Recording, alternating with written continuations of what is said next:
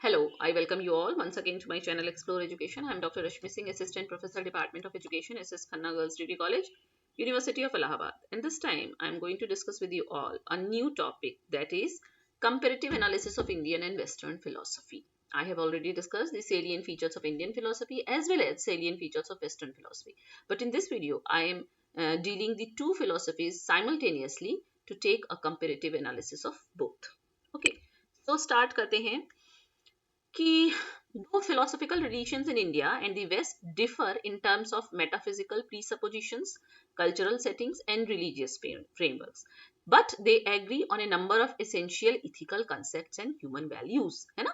यानी कि भारतीय और जो पश्चिमी दर्शन है वो मेटाफिजिकल प्रीसपोजिशंस में अंतर है, उनमें उनके सांस्कृतिक सेटिंग्स में अंतर है, रिलीजियस फ्रेमवर्क्स में अंतर है, इसके बावजूद वो एक नंबर ऑफ इथिकल कंसेप्ट्स पे एग्री भी करते हैं, जैसे कि ह्यूमन वैल्यूज हो गए, एथिकल कंसेप्ट्स हो गए. The goal of human happiness, compassion and moral integrity are valued in both religions या बोथ फिलोसफीज. दोनों ही दर्शन मनुष्य की खुशी, उसका कंपैशन, उसकी मोरल इंटीग्रिटी पर वैल्यू करते हैं, उसको मूल्य देते हैं. Furthermore, ideas like justice, truth, and the pursuit of wisdom are universal, even though they take on different forms in various philosophical discourses and cultural manifestations. इसी तरह से न्याय, सत्य और विजडम का परस्यूट यानी कि विवेक की खोज जो है वो यूनिवर्सल वैल्यूज है, सार्वत्रिक ये मूल्य हैं, और डिफरेंट फिलोसफीज ने इसको डिफरेंट तरीके से लिया है. Indian philosophy provides a comprehensive worldview that goes beyond temporal concerns and human identity with a focus on कर्म या कर्मा बोला जाए इंग्लिश में, रीबर्थ एंड स्पिरिचुअल इमेंसिपेशन. जो भारतीय दर्शन है वो टेम्पोरल कंसर्न से आगे जाता है, वो तात्कालिक आपके लक्ष्यों से ऊपर की बात करता है, जैसे कि वो कर्म है ना, कि आप जो करेंगे उसका प्रतिफल आपको मिलेगा, पुनर्जन्म, और ये जो आध्यात्मिक मोक्ष की जो बात करता है, ये सारी बातें भारतीय दर्शन के मूल में हैं. जबकि इंडिविजुअल लिबर्टी मतलब कि स्वतंत्रता, लॉजिकल रीजनिंग, तार्किक गणना, तार्किकता और सेक्युलर इथिक्स की जो बात है, जो कि ह्यूमन रीजन और इथिकल रीजनिंग पे बेस्ड है, उसको मुख्य बल वेस्टर्न फिलोसफी में दिया गया है. ठीक है, तो इंडियन फिलोसफी का क्या जो मूल है वो क्या है कि Indian philosophy comprises an extensive array of human ideals that have developed over thousands of years and are profoundly embedded in the subcontinent's cultural and spiritual fabric. यानी कि भारतीय उपमहाद्वीप का जो सांस्कृतिक और आध्यात्मिक फैब्रिक है वो किस वर्षों, हजारों वर्षों में डेवलप हुआ है. तो जो fundamental human values Indian philosophy में हैं are supported by different Indian philosophical traditions. वो कौन कौन से हैं? धर्म, अहिंसा और कर्म. धर्म, this concept found in Hindu, Buddhist and Jain traditions. Hinduism में, बुद्धिज्म में और जैनिज्म में धर्म की बात की गई है. रिफर्स टू राइटियसनेस, जो कहते हैं कि सही काम कीजिए, ड्यूटी कीजिए, अपनी मॉरल ऑर्डर फॉलो कीजिए, और इथिकल प्रिंसिपल्स की बात की गई है जो कि मनुष्य के व्यवहार को गवर्न करता है. It emphasises living in harmony with the natural order and fulfilling one's responsibilities in society. ये सारे ही दर्शन, ये भारतीय दर्शन क्या कहते हैं कि सामंजस्य पूर्ण तरीके से रहने की बात पे बल देते हैं, नेचुरल ऑर्डर के संग, यानी कि नेचर के साथ आपको हार्मनी बना के रखनी है और समाज में जो आपकी जिम्मेदारियां मिली हैं आपको उसको निभाना है. अहिंसा की बात पे बल है भारतीय दर्शन में. नॉन वायलेंस की बात है कि देखिए इंग्लिश में अहिंसा लिखते हैं ना, which is fundamental to Jainism. Jainism का तो ये मूल है and also important to Buddhism and Hinduism. और बौद्ध दर्शन और हिंदू दर्शन में भी इसकी बात है, इसकी महत्ता है. Promotes non violence in speech, thought and deed. यानी कि भाषण में भी, विचारों में भी और कार्य में भी हमको अहिंसात्मक रहना है. It promotes compassion, empathy and peaceful coexistence with all living beings. और ये दर्शन जो है भारतीय दर्शन, वो बात करता है कि हमको सभी जीवित वस्तुओं के साथ, जीव जंतुओं के साथ पीसफुल कोएग्जिस्टेंस में एम्पैथी और कंपैशन के साथ रहना है. कर्म क्या है?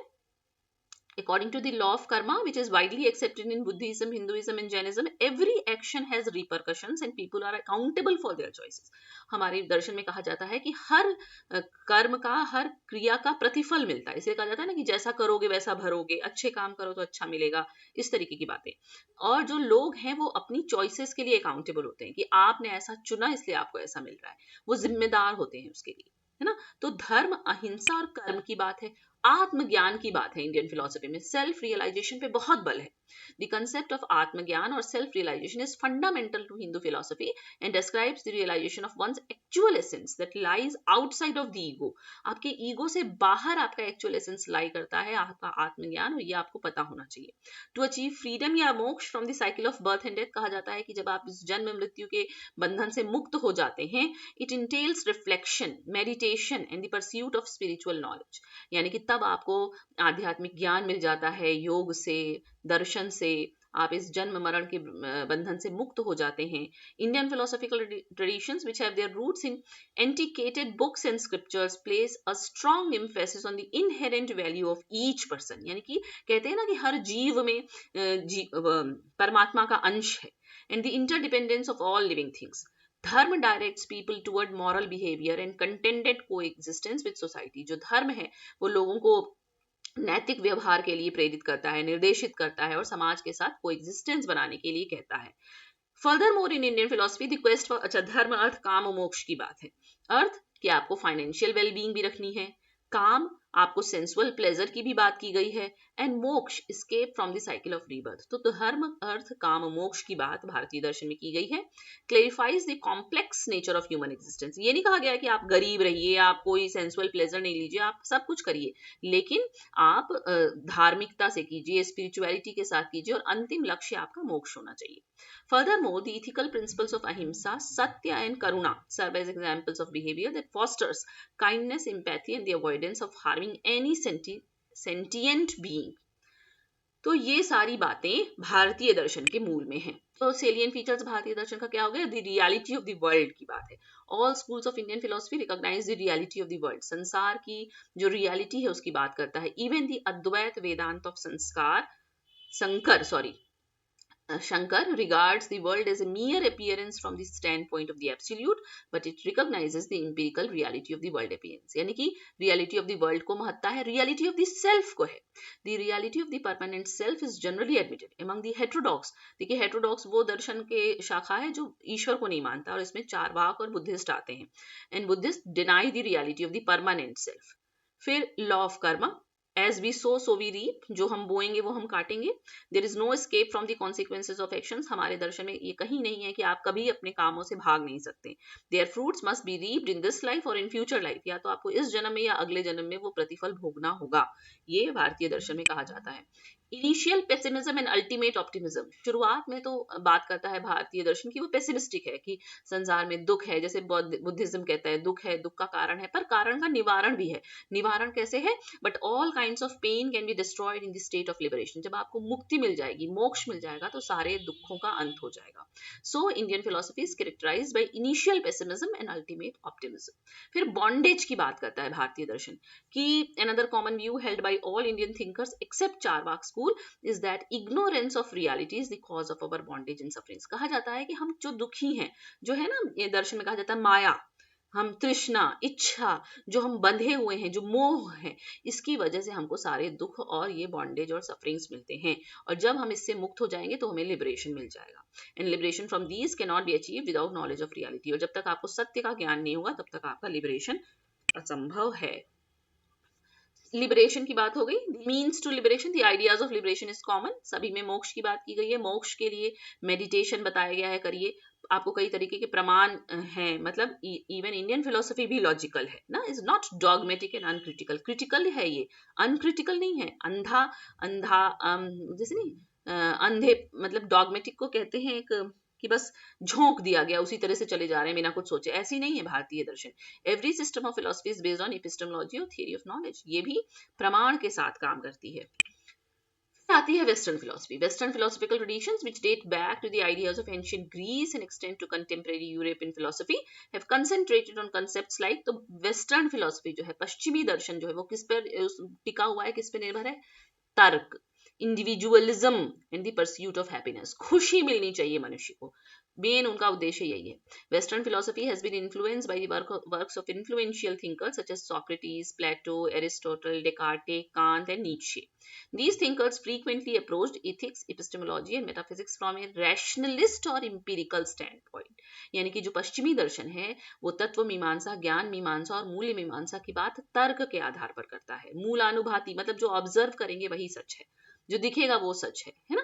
Aristotle's virtue ethics places a strong emphasis on the formation of moral character according to utilitarianism, which was put out by thinkers like John Stuart Mill and Jeremy Bentham. The greatest happiness for the greatest number of people should come first. वो कह रहे हैं, या जैसे हमारे यहाँ universal नहीं कि मोक्ष है और आपको कितना भी कष्ट मिले आपको वो करना है, नहीं, जिस काम में ज्यादा से ज्यादा लोगों को ज्यादा से ज्यादा खुशी मिलेगी वो करिए। तो खुशी, इंडिविजुअलिज्म, इस पर ज्यादा एम्फेसिस वेस्टर्न फिलोसफी में है। तो इनके सेलियन फीचर्स क्या हो गए? ह्यूमन की डिग्निटी, ह्यूमन पे इंपॉर्टेंस है।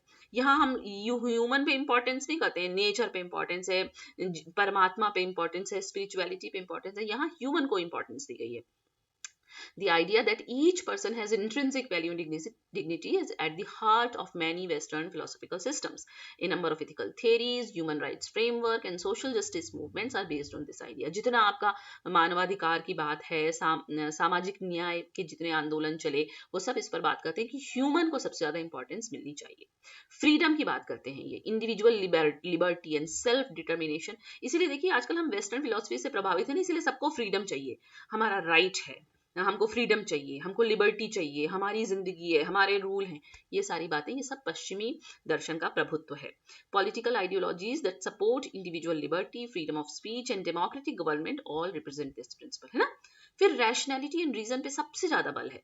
For a considerable time western philosophy has extolled the virtues of reason and critical thought as essential instruments for comprehending the world, resolving issues and arriving at moral judgements. यानी हर वो चीज तर्क पे, sentiments की बात नहीं है, इमोशंस की बात नहीं है, इम्पैथी की बात नहीं है, सिंपैथी की बात नहीं है, किसकी बात है? रैशनैलिटी, रीजनफुल होना है आपको। देन जस्टिस एंड फेयरनेस की बात है कि सबके संग फेयरली ट्रीटमेंट हो सबको जस्टिस मिले। ट्रूथ एंड नॉलेज की बात है। और individualism, self expression, self determination. हम लोग का क्या है? Self realisation. इनका है self expression, self determination and all. अच्छा, क्योंकि मैं एक बार वेस्टर्न फिलोसफी और एक बार इंडियन फिलोसफी पे बात आपसे कर चुकी थी, लेकिन इसके बावजूद मुझे लगा कि कहीं शायद इंडियन फिलोसफी कुछ लैक कर रही है, जो मुझे और बताना चाहिए था उसमें, तो मैंने ये एक और वीडियो कवर किया, तो शायद आपको और क्लियर हो जाएगा कि इंडियन फिलोसफी के मूल में क्या है, उसके मूल्य क्या है, पश्चिमी दर्शन के क्या है, और दोनों का कंपैरेटिव एनालिसिस क्या है ना। Then in this way, I think you will be more comprehensible about the concept of Indian and Western philosophy. Okay. So thank you, and don't forget to like and subscribe my channel, Explore Education.